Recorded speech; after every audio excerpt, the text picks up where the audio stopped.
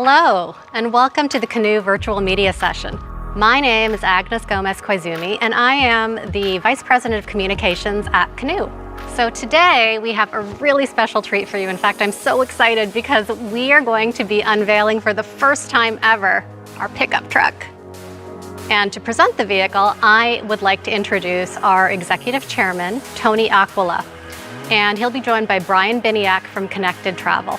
Tony's got extensive experience creating and leading high-growth companies and public companies. He'll be joined by Brian Biniak, who is the CEO and founder of Connected Travel, which is a connected vehicle and application platform service company. It's the auto industry's first consumer application system to gamify the driving and riding experience. Please welcome Tony and Brian.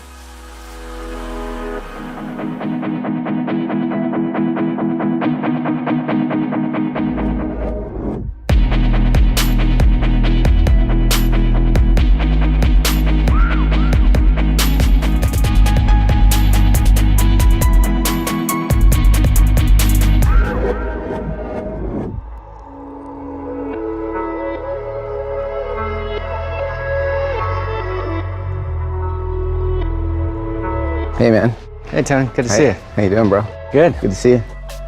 This is amazing. I didn't know what I was going to see today, but I can tell you I'm blown away.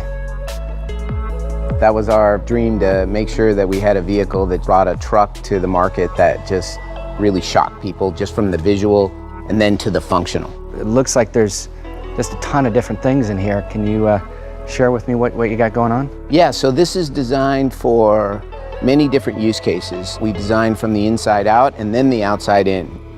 This is for America. This is what built America anyways. We wanted to do something that was fully drive-by-wire, brake-by-wire, harmonized systems, and shed 35% of the parts. And in order to do that, you got to get rid of steering column, shock tower, struts. You got to change everything, right? So this is a pure design, and of course, you know, that's how you get so much cubic feet.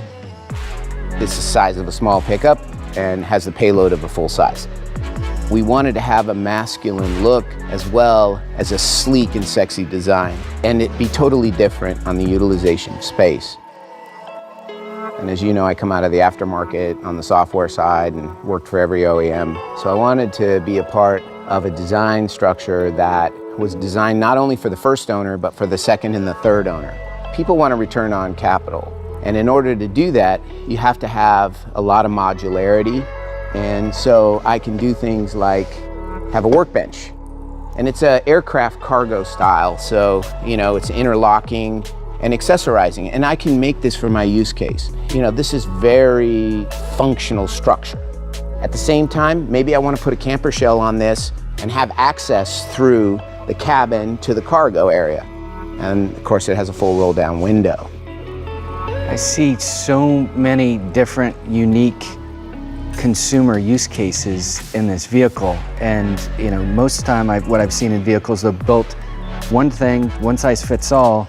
This seems like there's so many different types of business people or working people or consumers that could adapt what I see here to their own lives. Let me show you one use case that I think is pretty powerful. Let's say I'm a catastrophe insurance adjuster, or I'm a plumber or an electrician or whatever. My tools can go in here and my batteries are charging automatically because this is a power plant, right? And so I got the ability to have a workbench here. Or if I'm front gating at my favorite event, I've got a bar here. You know, I've got power plant here as well. So I have plugs, USB, mini USB, whatever you want. These are all accessorizable. So again, taking that concept about, you know, let's build something that people can personalize rather than we're building it to industrialize. So you can have workers with a table saw over here, and you could do that all day long and you wouldn't hit 10% of the battery life. That's amazing. Looks like I can rack up all my gear inside of there and I don't have to take it out at the end of every day. I can just, it's charging and That's 28 minutes a day. And so what we wanted to do is give that time back to the company and to the people. So that's just one example of a use case. Another one is the way you can ingress and egress out of the vehicle, which is really important. Can I grab a seat? Yeah, please sit in it. Now notice how you're not like snaking in around a steering column. When you don't have a steering column, you can push things forward and you can give them a bigger space. And that bigger space becomes super functional. And I can personalize this. I can run bucket seats, I can run a bench seat system, I can run a 3-seat system. Again, the driver is very far forward, but yet he's in the safest bubble zone. These are like similar to our approach on the delivery vehicle. These are designed for you to put your accessories on. You know, if you're a guy that you use a big cup, a small cup, you can buy the accessory for what you need. In addition to that, this is an additional secure toolbox area that you can buy an accessory to put in there, and I can keep my flashlights, my gloves. And yet, when I want to take my significant other out, none of that stuff's seen.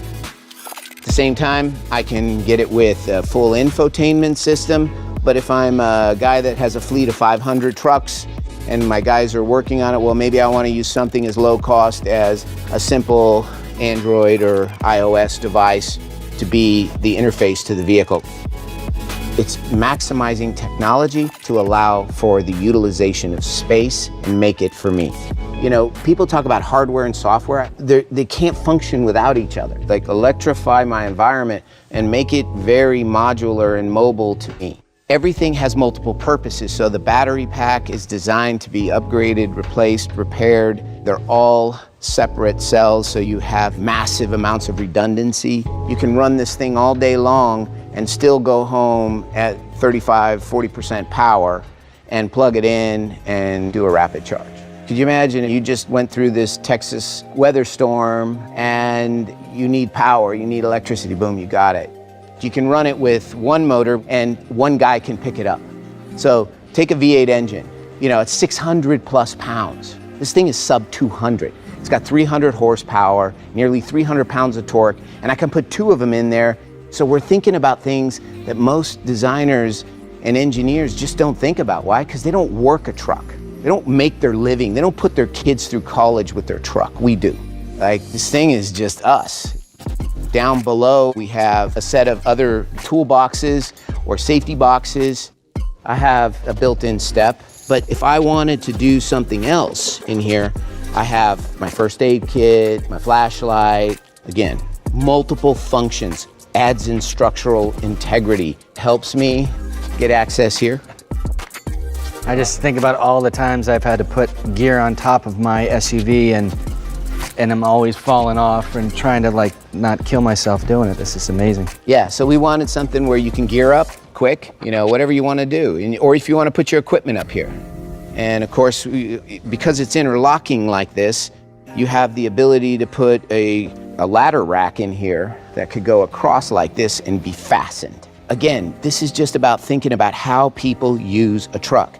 At the same time, you know, I want my wheel chocks because I like to dirt bike, and I want to be able to tie down easy. The gate design is very different here on this vehicle versus other vehicles because there's functionality purposes. My slat wall comes to life. I can keep my tools, you know, keep my water, my drinks, because otherwise you're going to drop these things on the ground. And of course, here's a way to get hurt. You know, and so just thinking about keeping people as safe and strong as possible. But let's just say I got to go pick up, you know, a sheet of plywood. Well, now I need an 8-foot bed, but I wanted a 6-foot bed price. And so what did we do? We have it so that you can take this, and I now have an 8-foot bed. And then of course I want to go back down to a 6-foot bed. Just put it away, and off I go. You know, I'm back to work. You know, we put as much thought into this truck bed that most people put into an entire car. We want to be clear, when the working person sees this, they go, I can have a better quality of life with this vehicle, and I can get a return on capital. And every one of these areas is a space to create a return on capital, which is why we spend so much money to develop the most intelligent bed. And so what we want to do is be able to give you access to the data platform. I'm selling it to you, and I said, hey, look, take a look at the data. You pull down the data, it auto-calculates the wear and tear on everything, and it tells you here's what you need to do if you want to get another 200,000 or 300,000 miles. And that dictates what you should pay.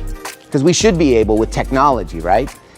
We should be able to price it to the exact miles driven and the way those miles were driven. At the same time, let's say I work it and I damage this is easy to replace. It's easy to repair. You got to build something for the second owner. Why? Because you actually then care about the first owner, because he's going to be able to sell it for what it's worth. You know, we spend a lot of time on things that most people would think silly, like the quality of the hinges. The worst thing I hate on second vehicles is sagging hinges. I hate that. You open that door and it doesn't feel solid, you know, it's going to hit the residual value. Hey, one of the things you shared that was impressive to me is that you've got this unbelievable range of features in the vehicle. And most of the time when people get a vehicle like that, the assumption is the cost of maintenance are going to go up. And it sounds like the way that you've designed it is the exact opposite. You get more, but to service it or maintain it is actually less. So the environmental considerations surrounding this vehicle is very different than any other vehicle that's out on the road today. So what do you think? It's amazing. I really appreciate the opportunity to come in. This is a fantastic vehicle, and I really think it's going to transform the experience for everybody. And I can tell you that I want one, and my wife will want one, my kids will want one, so thank you. Thanks for being the first person here that got to see it. I mean, it's a special day for us, and that gave me goosebumps. I'm so pumped.